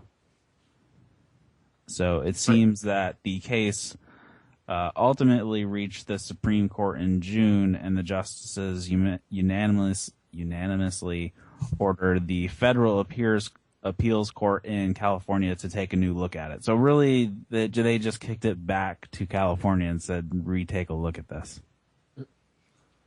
We don't want to deal with it. I can't believe we had Ben Swan on and we didn't talk about what part he thought that the media played in the George Zimmerman trial. Well, maybe we should call him back. Get him back on the line. Get him back on. So is nuclear raisin beef our keyword for the week? Let's do the raisin terrorists. I think that actually by having Ben Swan, someone who's actually open and honest and he asks good questions, that just, NSA was just at a full beep for, an hour and a half. So I don't think it mattered what we said. Yeah. They watch us the whole time. So there was a story out of, I don't even know where it was. King County. I'm guessing that is out your way, Adam. It is. It's over here. So it's in Seattle. An unarmed man was shot 16 times by officers. He didn't die and is now filing a $20 million lawsuit against the Department of Corrections.